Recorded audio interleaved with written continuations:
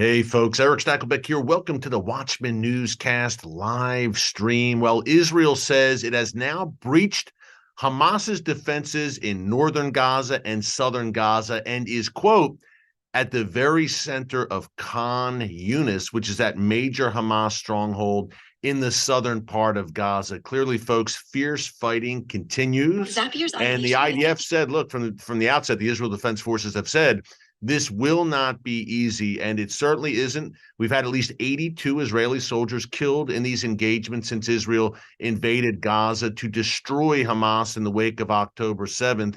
Yet some 5,000 at least Hamas terrorists have been killed in these engagements with the IDF, according to the Israel Defense Forces. Now, Hamas reportedly has some 30,000 terrorist foot soldiers at their disposal. 5,000 gone, certainly an achievement by the IDF. But what I'm saying here, folks, is this is not going to be over overnight. Clearly, there's more work to be done. But as I mentioned at the top, encouraging to hear from the Israel Defense Forces Chief of Staff that, look, we're making tremendous progress. We've broken through completely any Hamas defenses or resistance in the north of Gaza and now in the south of Gaza. And we're in the center of Khan Yunis. And folks, that is significant. Number one, because Khan Yunis is the second largest city in Gaza. It's the main power base, command and control for Hamas in the southern part of the Strip. But number two, as we've been discussing here in the newscast over the past several days, Hamas's leadership, and yes, I'm thinking of Yahya Sinwar, the most wanted man in Gaza, number one, and secondly, the leader of Hamas's operations in the Strip. He is reportedly thought to be in Khan Yunis right now, of course, underground in those terror tunnels, in that tunnel network that Hamas has dug under Gaza City and also under Khan Yunis in the south. So the fact that the IDF is in the center of Khan Yunis shows me that, wow, since that truce fell apart, that mini truce, that 7-day ceasefire fell apart last Friday, as a result of Hamas not only launching a rocket barrage at southern and central Israel, but also, I don't know, as a result of the heinous Hamas terror attack in Jerusalem last Thursday, in which 4 Israelis were slaughtered. Yeah, that Hamas attack, Hamas unilaterally broke that truce and broke the ceasefire. And reportedly, one reason is that Hamas doesn't want the evidence of rape of Israeli female hostages to be brought to the world. So they're very reluctant now to release the remaining female hostages, is Hamas, because then these hostages would tell the world that they were raped by these Hamas savages. Not that the UN seems to care very much. Israeli Prime Minister Benjamin Netanyahu talked about this yesterday and said, if it wasn't Israeli Jewish women who were raped and violated, would you care more, UN? And I think, sadly, folks, the answer is yes. Where are all the women's groups right now in terms of the mass rape that took place of Israeli women and young girls on October 7th? I'm not hearing them very much. I'm not hearing them say much about the female hostages that were dragged back into the bowels of hell beneath Gaza by Hamas. The silence is deafening. But nonetheless, the offensive continues. And Yahya Sinwar reportedly hiding in Khan Yunis. Now, Israel, as I mentioned a minute ago, since that mini truce ended last Thursday, hey, folks, in the last 6 days, it's been a lightning advance in the south. I think Hamas was taken aback. Many people, and hey, here in the newscast, we question this as well. We said the longer this truce, this ceasefire lasts, does Hamas get a chance to regroup? Does Israel lose momentum? Remember, in the run-up to Thanksgiving and that truce going into effect, the IDF had made tremendous progress in the north, encircling Gaza City, rooting out the terror networks of these various hospitals in northern Gaza, including the big one, Al-Shifa Hospital, where Hamas's command and control was centered beneath the hospital in the tunnels, no doubt. But we thought that there was a chance that momentum could be broken. And folks, I'm happy to report here in the newscast that does not seem to be the case. Israel has moved with lightning speed now to the very center of Khan Yunis. And again, that means that Yahya Sinwar and the top Hamas leadership in Gaza may not be long for this earth. Now, many times over the past 8 weeks, Israel has eliminated mid-level, I'd say, Hamas commanders and leaders, which is very important, no doubt. And some of the hands who were involved in October 7th in the planning and execution of that heinous massacre. But the top level, the Yahya Sinwars, they have eluded Israel thus far. But again, Yahya Sinwar may not be long for this world. And that also applies to Hamas's leadership abroad. And we talked about this on Monday's live stream. By the way, if you miss any of our live streams here in the channel, just go to our homepage there, right under newscast. You can watch every single newscast right here on the channel. Hey, while you're there, if you like what you're hearing, be sure to subscribe and click the notification bell so you get alerts every time a new video is posted. It's hard to believe, but we are fast approaching 1 million subscribers here in the channel by the grace of God. And for such a time as this, and an interesting statistic I've mentioned before, I think it's something like only 72%, or I should say, 72% of our regular viewers, according to analytics, and we've got all those at our fingertips now, are not subscribed to the channel. That's crazy. It's free to subscribe, so we'd love to have you here every day as watchmen and women on the wall, so you never miss a video. And hey, the more people that subscribe and like these videos, the broader the reach with the message of truth, not for our glory or our edification, but for the glory of God Almighty. We believe God has given us this platform, again, for such a time as this, and we want more people to hear a message of biblical truth. This is news from a biblical perspective, proudly and unapologetically. So, Khan Yunis, things ramping up there, and I mentioned the atrocities against women carried out by Hamas on October 7th. We need to get into Hezbollah and some major developments to the north, major developments. I mean, a stated goal by Israel's defense secretary today that I think you're going to want to know in terms of, it's a preview of what's coming, folks, soon in Lebanon. You ain't seen nothing yet. We've had these border clashes, but a big battle's coming. And Israel confirmed that today. We'll talk about that in a minute, as well as the Houthis, that funny name. There they are again, stirring things up again today in the Red Sea. How long can Israel and the U.S. wait before responding to these constant daily provocations by the Iran-backed Houthis in Yemen? Thousands watching right now. We'll have thousands more before we're done. Welcome to everyone from around the world joining us. Before we get into Hezbollah and the Houthis, I need to share this with you.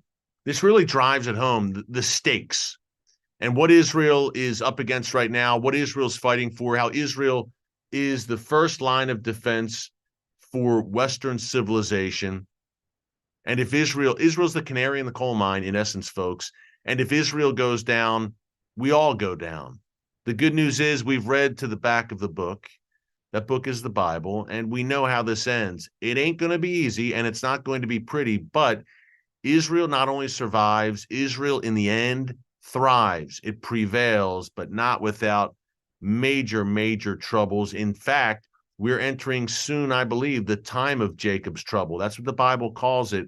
Israel, and you're seeing it right now, will increasingly be at the center of world attention, which makes sense. God said in Deuteronomy that you will be the head, Israel, and not the tail of the nations. This is no surprise that the world has an unhealthy obsession. I mean, the anti-Israel world with the nation of Israel. This tiny nation, the size of the state of New Jersey, is the center of the world's ire and obsession. Why is that? It's not a coincidence, folks. It's because it's God's land, and the haters of Israel are the haters of the God of Israel. And chief among them are Hamas. And John Spencer on Twitter, now known as X, formerly known as Twitter, John Spencer, chair of urban warfare studies at the Institute for the Study of War, based here in the U.S. He watched the other day, folks, that 45-minute video. Have you heard about this? That the IDF, Israel, has put together for journalists and media members and think tank members and all the rest, diplomats, politicians, to view. And what it is a 45-minute compilation of October 7th carnage, butchery and mayhem. It's footage stitched together, again, 45 minutes straight, of taken from Hamas's phones, from their GoPro cameras. It's Hamas's footage, and in Hamas's own words, documenting firsthand on the ground in real time the atrocities that they were committing against Israelis in southern Israel in the midst of this invasion on October 7th. So Israel has put all of this together in 45 minutes. And folks, it shows it all.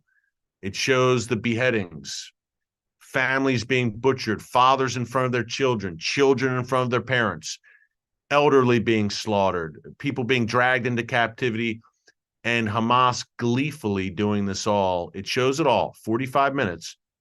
John Spencer, who I mentioned, watched this video. Here's what he wrote on X. To give you an idea of what Israel, this demonic death cult that Israel is fighting right now, that hates everyone watching this live stream right now. Don't fool yourself. Israel's enemies are your enemies. Don't kid yourself. He said, I've seen my share of evil firsthand around the world in wars in the Middle East, Ukraine, etc. He says, I've seen heinous cruelty, dehumanization, mutilations. I've looked evil men in the eye, but I've never seen so many evil men, hundreds, thousands of them, show such joy in committing their acts as he saw on October 7th. Hundreds, even thousands of pure evil walking demons. The glee that they committed these acts, butchering little kids, killing little babies, toddlers, murdering their parents in front of them, rape, pillage, the sheer joy and glee that they had. Folks, that is beyond sick. It can only be described as demonic. And that has been a strain. Everyone I've talked to in Israel who knows what happened, who has seen the footage, who was there, says the same thing. The absolute glee that these Hamas demons carried out these acts with. It was exhilarating for them. They loved it. This was the greatest event of their lives, and they were reveling in it, killing little kids. Folks, this is an evil that needs to be crushed decisively, once and for all. This is pure, unadulterated, demonic evil. That's what Israel is fighting right now.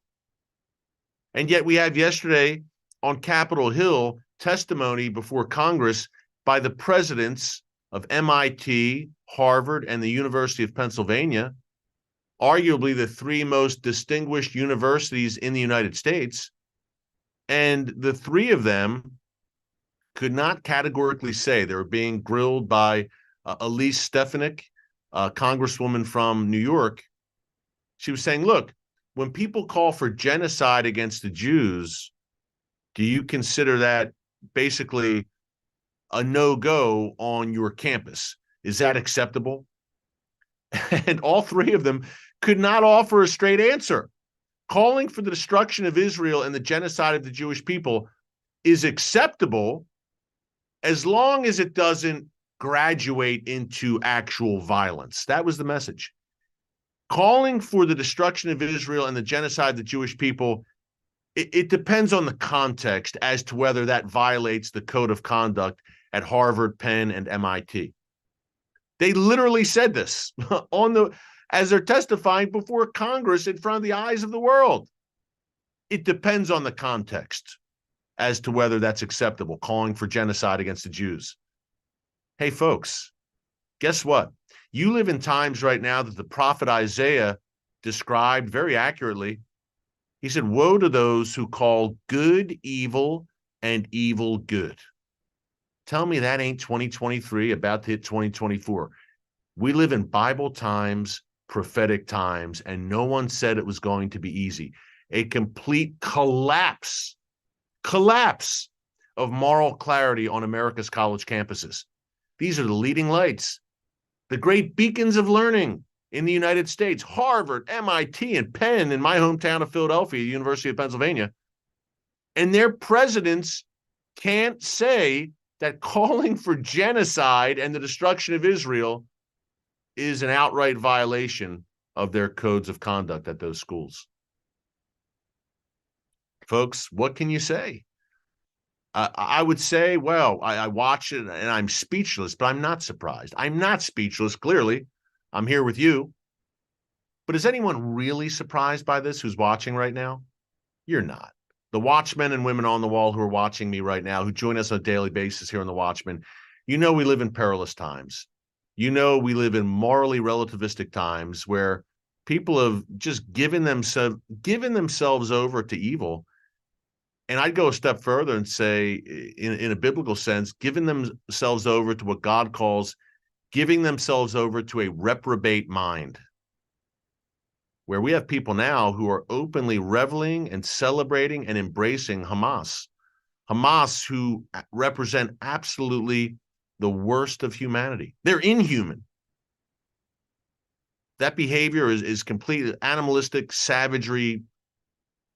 There's no words to describe it. We've used every adjective. And yet you have college campuses and college presidents who say, well, defending that behavior, as long as it doesn't descend into physical violence, it depends on the context. How do you contextualize October 7th?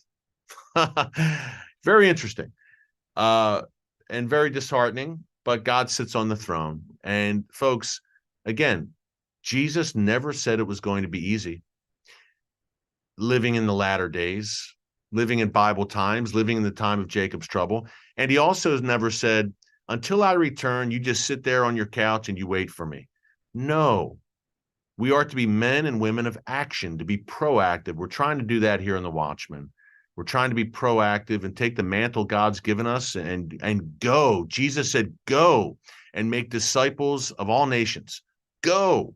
Don't just sit there. Do something. Go. I think we need to do that now more than ever as followers of Jesus, salt and light, light in the darkness, because folks, guess what? Newsflash. If we don't do it, no one else is going to do it. If we don't step up and step into our biblically mandated role to be ambassadors for Christ, no one else is going to do it. Are you looking to China, Russia, the Middle East, the EU, or the UN to be your moral compass?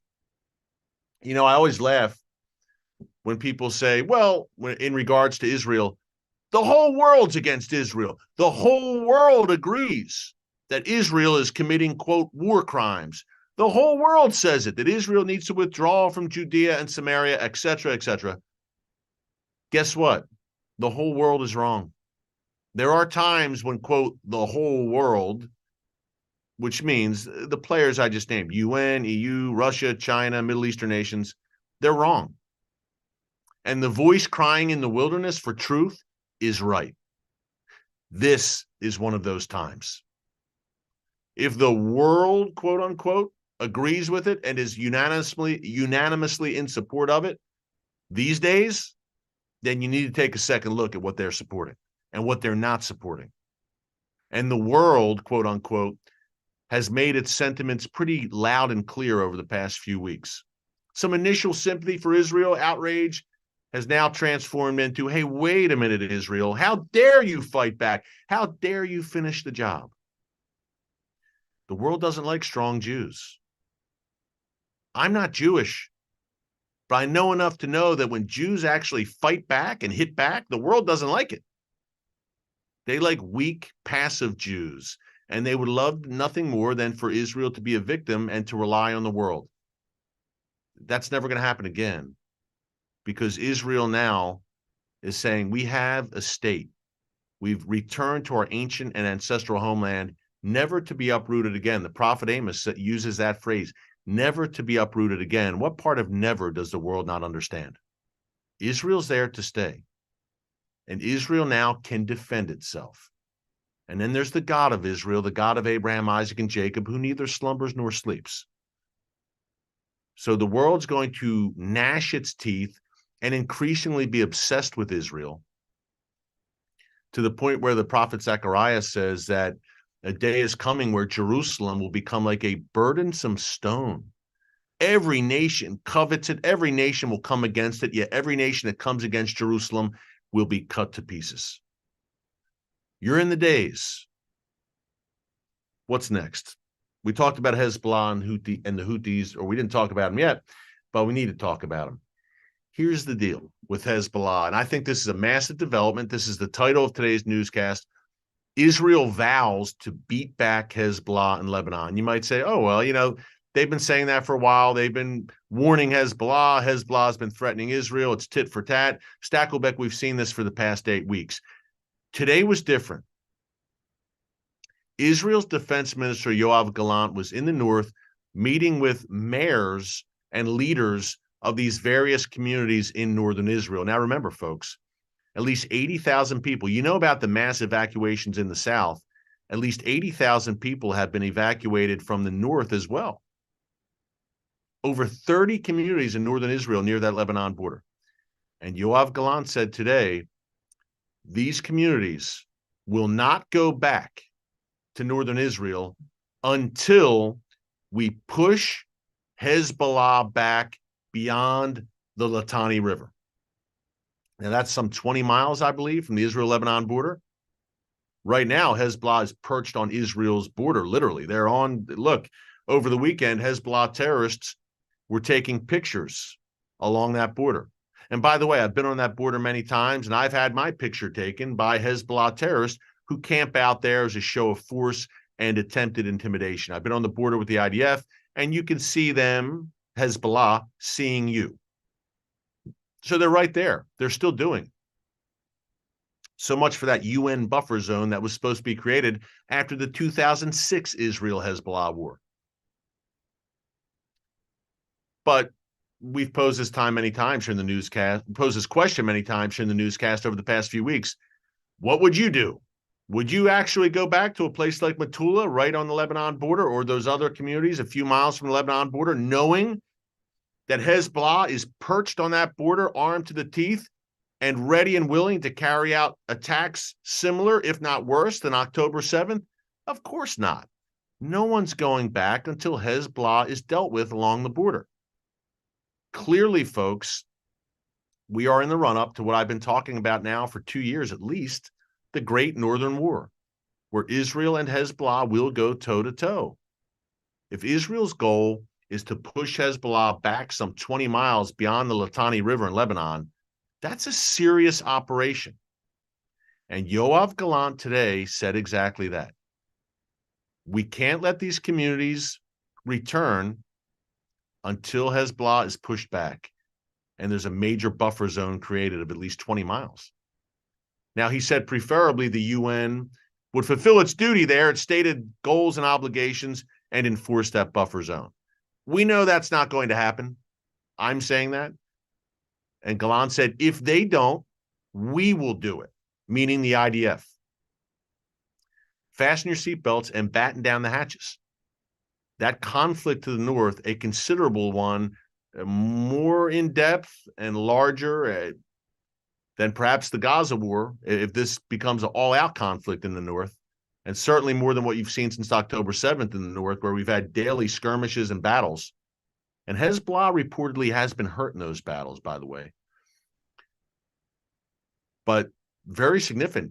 Gallant now said, look, to the leaders of these northern communities, we get it, and we know you can't go back if Hezbollah is still there, right on the border. We're going to take care of it. As soon as the dust settles in Gaza, we're going to take care of it. Folks, keep an eye on the north. I've been telling you this since October 8th. Yes, the south, something's coming. Keep an eye on the north and that second front. And Gallant confirmed that today. If he keeps to his word, then Israel is determined to push Hezbollah back several miles from that Lebanon border. And I believe Israel may take a golden opportunity to crush Hezbollah in this instance. Keep an eye on the north. Hey, I mentioned those communities that have been displaced in northern Israel, in southern Israel. Some 300,000 Israelis overall have been displaced since October 7th. Yesterday, and you'll see this on the Watchmen show next week on TBN, I interviewed one of the heroes of October 7th who repelled Hamas invaders of his moshav along the Gaza border. Just incredible.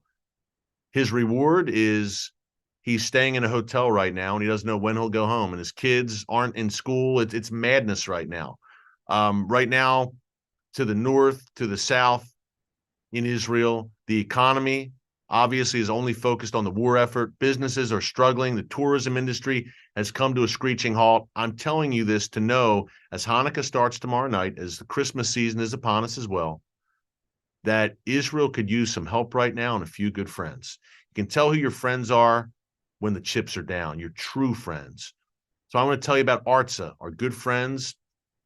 Artza boxes are incredible, filled with incredible handmade goods made in Israel. It's an Israeli-owned small business. And the owner of Artza, a good friend of mine, is in Israel's reserves. He's in the IDF right now fighting, defending the nation of Israel, and he owns this company. He's trying to operate this company and trying to defend the nation he loves and lives in and his family. Supporting Israeli small businesses right now is supporting the Israeli economy, is blessing Israel as laid out in Genesis 12:3, blessing the people of Israel. Artza is a great way to do it. I've been working with them now for over 3 years. The products are top-notch, made in Israel, in the Holy Land, in places like Jerusalem, Nazareth, Bethlehem, the Galilee, the Negev, by Israeli artisans, Israeli artists, and Israeli chefs. It's amazing. All in this one box. And it's so well done, handcrafted, top-notch, the quality. If you haven't been to the Holy Land, and look, folks, it's really tough to get there right now. No flights going in from the U.S., essentially. Many airlines have shut down flights to Israel. Tourism has come to a screeching halt. That's where Artza really comes in, especially, hey, great time to give gifts right now, Hanukkah, Christmas. Check it out, artzabox.com. It's a taste of the Holy Land arriving at your front door, and you don't even have to go to the Holy Land. You need to get there eventually, but right now it's tough. But here's a taste of Israel for the holidays, for your loved ones who love Israel, and you're supporting Israel. You're supporting the Israeli economy. Artza, A-R-T-Z-A, you see the information there on your screen, artzabox.com. Use the discount code WATCHMAN, M-A-N, WATCHMAN18, and you'll get 18% off your Artza Box subscription. Great stuff, good offer, just so cool. I mean, when they arrive, I get excited. My kids get excited. 17-year-old, 13-year-old, Dad, what'd they send this time? And it's straight from Israel, which gives special meaning and significance. Made in Israel. Very cool. Artzabox.com. Watchman18 is the discount code. And you're blessing Israel during Christmas, during Hanukkah. What could be better? It's a great offer. Check it out. It checks all the boxes. Blessing Israel, blessing your family, blessing an Israeli small business. Great stuff for such a time as this. Speaking of Hanukkah, one quick programming note, and then we'll get to the Houthis. Tomorrow night, December 7th, our Hanukkah special. I told you about this the other day here on the live stream. Why does Hanukkah matter now more than ever? The Hanukkah story, the story of the Maccabees. Jesus observed Hanukkah as laid out in the Gospel of John. So why should you, as a follower of Jesus, as a Jew, as anyone, care about Hanukkah, again, now more than ever? Tomorrow night, 8 p.m. Eastern Time on TBN and the TBN app. We will go on the ground to the hometown of the Maccabees to hear the Hanukkah story, why it's so significant, not only for Jews, but for Christians. Here's a sneak peek at the trailer and what you can expect. Why does Hanukkah matter, not only for the Jewish people, but for Christians? And why did Jesus celebrate this ancient holiday? Join me on December 7th for a Hanukkah special featuring Rabbi Jason Sobel, Dennis Prager, and more as we commemorate the miraculous Hanukkah story and the triumph of light over darkness. In the midst of Israel's current struggle against evil forces, it's a message that's needed now more than ever, only on TBN. Folks, it was a fun show to do, and we could all use a smile right now, right? In these dark times we're living in the holiday season, thank God, we celebrate the birth of the Savior and the Jewish people observing Hanukkah. And as a Christian, after you watch this special, you have a whole new appreciation for Hanukkah and its significance for our faith as well. Look, we are grafted in as I'm a Gentile follower of Jesus. of a Jewish rabbi from the Galilee region of Israel. So we're grafted in, and this special not only lays out the history of the Hanukkah story, the battle for religious freedom, the Maccabees. Tell me that's not relevant today against pagan and atheistic, militant, secular forces, but also the spiritual significance. Why did Jesus go to Jerusalem to observe Hanukkah? Check it out tomorrow night, 8 p.m. Eastern time on TBN and the TBN app. Hey, the Houthis, there they are again. People kind of want to say, well, they have a funny name and scoff. Again, today, the Houthis launched a drone in the direction of Israel. Again, it was shot down by a U.S. destroyer, the USS Mason in the Red Sea. This is becoming, folks, a daily thing. And we talk about two fronts, Gaza and Hezbollah. Yemen is now a legitimate third front. In the Iranian Ring of Fire, which was unleashed on Israel on October 7th. And I believe we are at the point where Israel and the United States or need to do something about it. The other day, the Houthis targeted 3 separate commercial ships in the Red Sea. They have hijacked, in acts of piracy, commercial ships. They've launched missiles, rockets, and attack drones in the direction of Israel. Thankfully, all those projectiles have been shot down by the U.S. or by Israel, but the barrage continues. And the U.S. has even said Iran is behind this. Iran is ordering the Houthis to do this. So they're going to continue to do it until someone responds. And I know Israel doesn't want to get involved on a third front. They want to focus on Gaza, then Lebanon, and they'd like the Yemen threat to go away, but it's not going away. Either Israel is going to respond, because I don't know if the U.S. is going to do anything meaningful. I hope they do. I hope the Biden administration orders a strike against the Houthis in Yemen to send a message, because U.S. vessels have been targeted. And this is an Iranian proxy war, and it sends a message to Iran as well to send a firm message to the Houthis. Now, at the outset of this administration, January 2021, the message sent was appeasement. The first foreign policy act that the Biden administration made in January 2021 upon coming to office was to remove the Houthis from the terror list, the State Department terror list. Bad move, wrong message. How did the Houthis respond? With barrages of rockets, missiles, and drones aimed at Saudi Arabia and elsewhere. And they're up to their tricks again. So when is the world, in particular Israel, the U.S., going to respond? And folks, ideally it would be the U.S. Israel right now is in the midst of a two-front war. The U.S. is in the Red Sea. The U.S. has been targeted. The U.S. is long overdue to send a message to Iran and its proxies. So we shall see. 2 days ago, a White House spokesman said, we'll respond in an appropriate fashion, in a manner of our choosing. Okay. And yet, the rockets, the drones, and the missile attacks continue.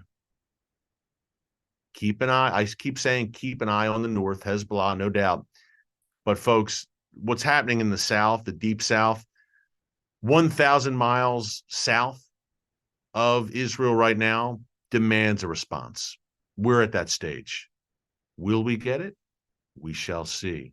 Hey, remember the Hanukkah special tomorrow night, 8 p.m. Eastern time on TBN and the TBN app. Check out artsabox.com, Watchman 18, and join us right here on the live stream tomorrow for more from the world's most chaotic, most volatile, most strategic region, the Middle East, and why it affects you no matter where you live. What happens in the Middle East does not stay in the Middle East, and the Bible. Not only do current events show you that clearly, folks, the Bible is even more clear about it. Keep it right here. Keep it all in prayer.